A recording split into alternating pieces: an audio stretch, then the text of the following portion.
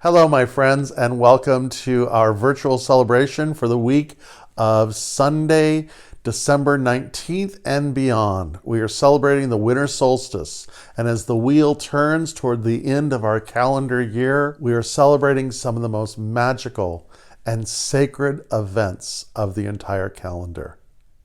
So join with me, relax, and let's do this thing.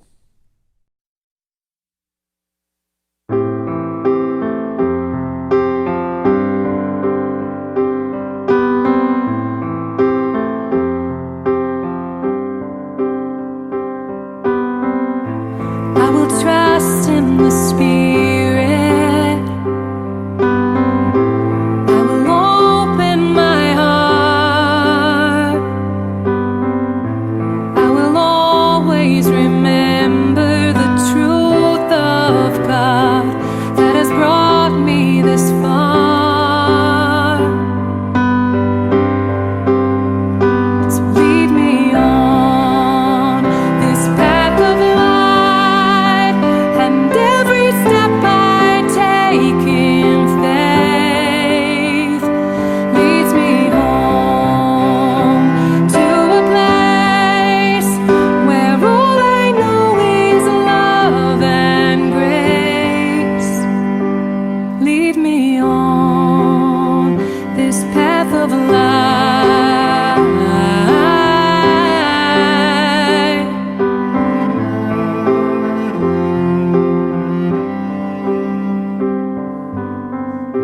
Shine a light in the darkness. I will bring forth the truth.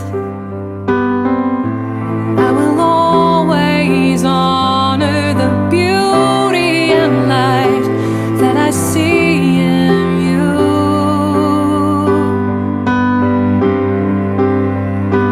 Lead me on this path of life. And every step I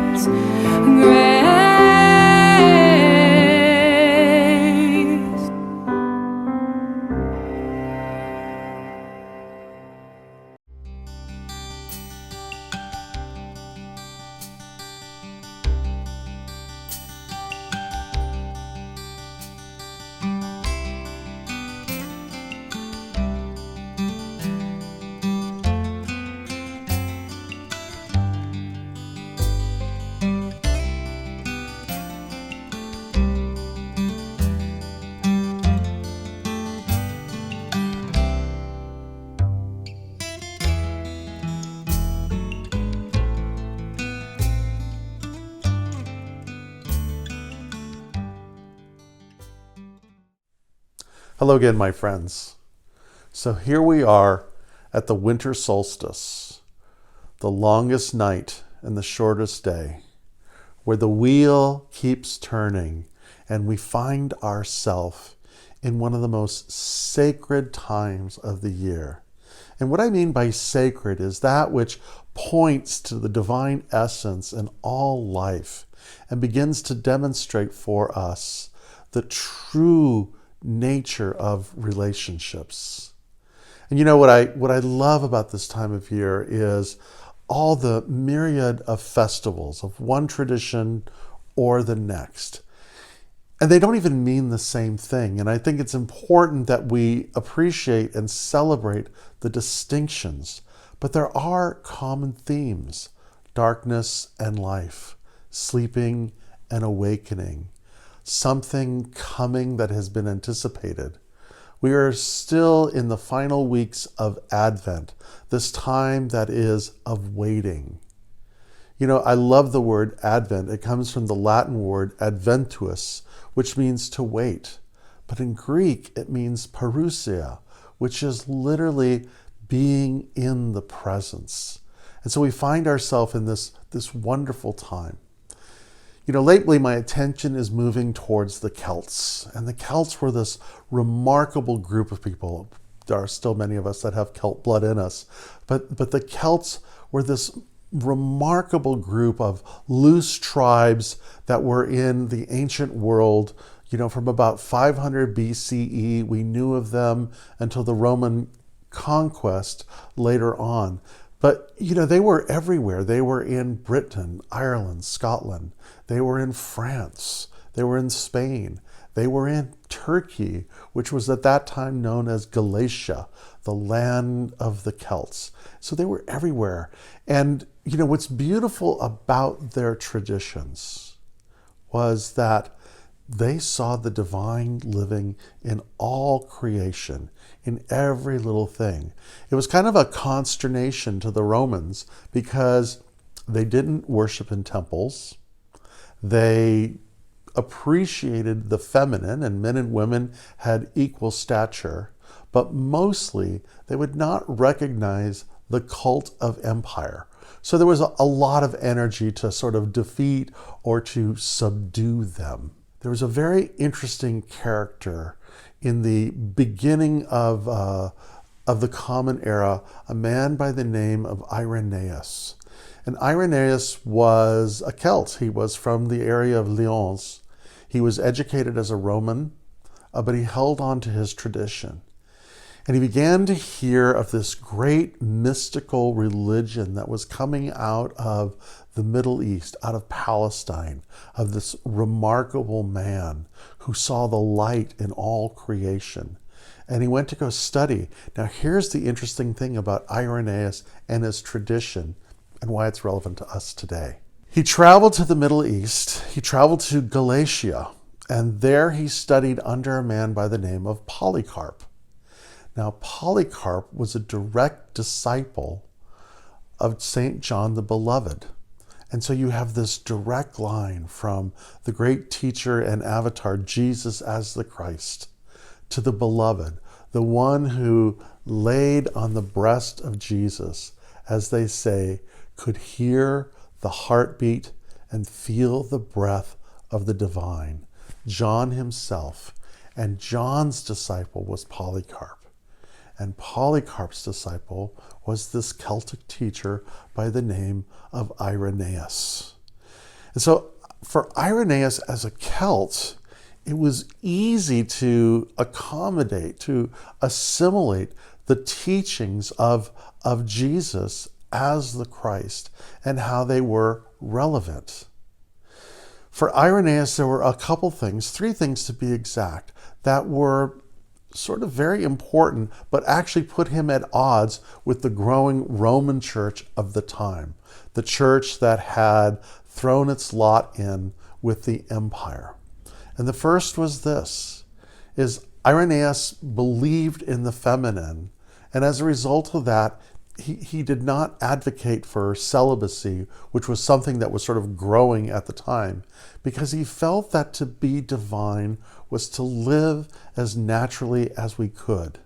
And that brought the second thing, that for men and women, there was no difference. They were equal footing in the face of the divine, of what they were capable of, what they could express and do. And finally, as a good Celt, he was sort of, allergic to temples and churches, the natural world, the forest, because he saw the divine in every living thing. And he had this beautiful image of light. He understood the Gospel of St. John, which is the most mystical of the Gospels, the story of light, the story of Logos, that creating force which was there at the very beginning of all things, that lives in and through and as all things. So I'm reading this book right now by this man by the name of John Philip Newell. And he writes a lot about the Celts. And he has a book called Sacred Earth, Sacred Soul. And in that book, he tells a story about when he was in Canada several years ago. And he was lecturing on the Celtic spiritual tradition. And he was lecturing a little bit on Irenaeus and all that this was. And there was a young Mohawk elder. He was actually a chieftain who had come to listen and participate in these lectures and these discussions. And John Newell tells of this story that had happened that just literally pierced his heart. That according to the young Mohawk, when he began to speak to John Newell, this is what he said. So I've been listening to these themes, and I've been wondering where I would be tonight. I've been wondering where my people would be tonight. And I've been wondering where we would be as a Western culture if the mission that had come to us from Europe centuries ago had come expecting to find the light in us. So let's sit with that. How would the world be different if the teachings of Jesus, if the church itself had not become corrupted by empire? One of the things that Irenaeus talks about is that when the church was getting ready and starting to assimilate itself, it sort of adopted this idea that is so common to us right now. We accept it without even questioning it, which is this: creatio ex nihilo, which means creation from nothing. That somehow or another, that by divine fiat, everything came into being. But that's contrary, first of all, to the creation myths in the Hebrew Bible. But it's important to understand the distinction in this, because for Irenaeus, what he saw is that all creation is of the substance of God, the substance of the divine.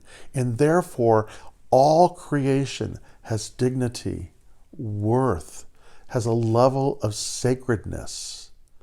But to the Roman mind, the idea of a top-down, God who by fiat creates from nothing means that they could act with impunity towards any part of creation or any human being.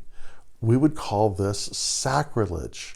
And sacrilege is the desire to possess the sacred and to use it for our own gains, for our own desires, as opposed to with reverence. So where would we be in the world that we live in today if the message that was brought on Christmas in a humble town, in an occupied land, in a young unwed mother and her soon-to-be husband, in this wonderful story that is told, with all creation taking place, the animals, the angels, the skies filled with wonder, if we had kept that sense of reverence for life, where would we be in a world today? So it's impossible for us to recreate from the past. It's important for us to move forward.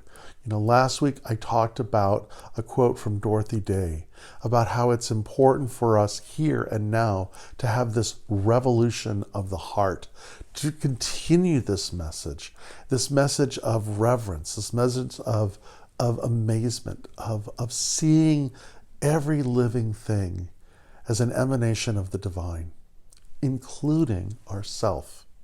But to do that, our eyes need to be cleansed. Our ears need to be cleansed. Our perception needs to be shifted. The great mystic Thomas Merton says this: I begin to live in Christ when I come to the end or to the limit of what divides me from my fellow men and women. When I'm willing to step beyond this end and cross the frontier, become a stranger, enter into the wilderness, which is not myself, where I do not breathe the air or hear the familiar, comforting racket of my own city, where I am alone and defenseless in the desert of God, where I am undefended in the desert of God. The ancients used to say that we go into the desert to strip away all the superfluities. We go to the desert to heal the soul. And so, here we are at this wonderful time of renewal, of allowing ourselves to have this revolution of the heart. And it starts, quite frankly, by just appreciating the divine essence, the sacredness of life itself, the sacredness of the planet itself, and to realize that we are part of it. As I have quoted many times from Pierre Teilhard de Chardin, we are the heart and the mind of a living planet. And just like in our own life, we sometimes need to go through a metanoia, a turning around of who we are as an individual. So too, we do this as a community. But we do it as a community by allowing ourselves to do it too, to sort of be the presence that does it. As Gandhi says, if you want change, be the change. And so again, here in California, I'm not sure where you may be as you're watching this, but I know in California and New York, we're under mask mandates again. There's another movement of this pandemic that is coming with this new variation that's happening. So we're still in it, which makes perfect sense because it takes years for a pandemic to sort of run its course. It doesn't start and stop at our own convenience. But we can allow this energy to change us and to change our relationship to everything. Last year, I guess it was, I read this essay by Andrudathi Roy, and she talked about the pandemic as a portal. And I'd like to just sort of offer a bit of this essay where she says this: historically, pandemics have forced humans to break with the past and imagine the world anew. This one is no different. It is a portal, a gateway between one world and the next. We can choose to walk through it dragging the carcasses of our prejudice and hatred, our avarice, our data banks and dead ideas, our dead rivers and smoky skies behind us. Or we can walk through lightly with little luggage, ready to imagine another world and ready to fight for it. And so here we have ourselves at the solstice, the darkest time of year, but the time when the light is born.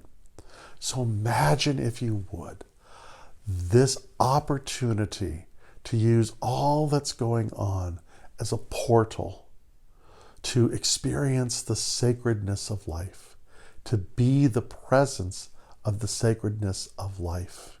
And in doing so, how we begin to remake a new world. That the birth of the Christ is taking place in each and every one of us. And so we can all sing together, joy to the world, peace on earth, and goodwill to all living beings. Thank you.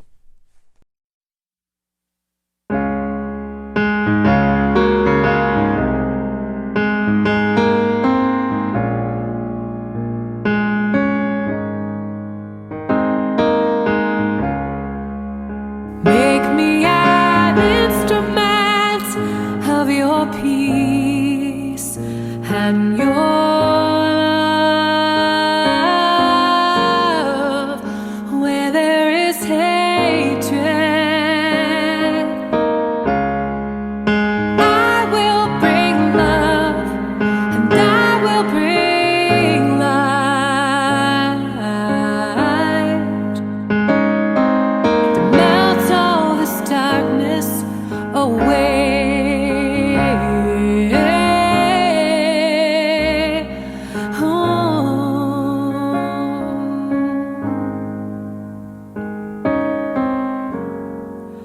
Where there's despairing, I'll bring hope, some understanding to remind us we're not alone,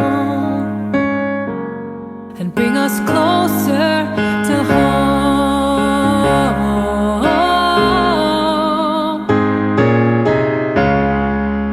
Make me an instrument of your peace and your love.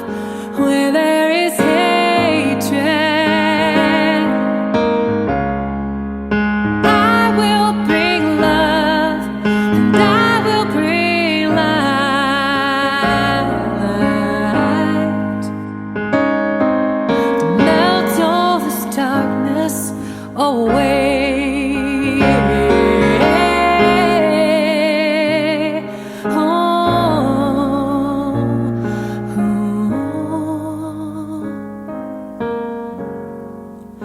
Oh, let me seek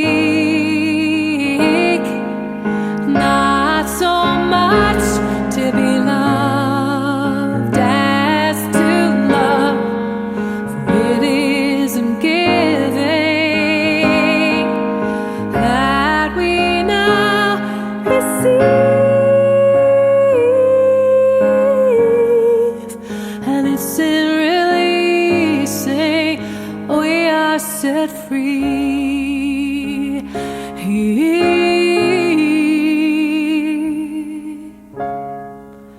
Make me an instrument of your peace and your love. Where there is hatred, I will bring love, and I will bring light to melt all this darkness away.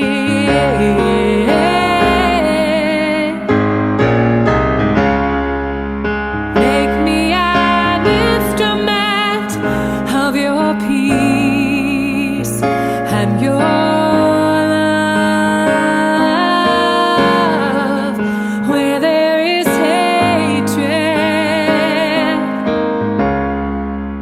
I will bring love, and I will bring light.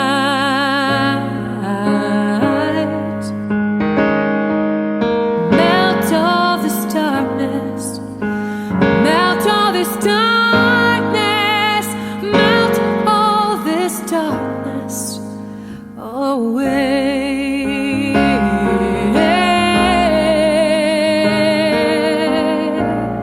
Oh, amen. Once again, thank you for being part of our celebration here. A couple things I want to let you know.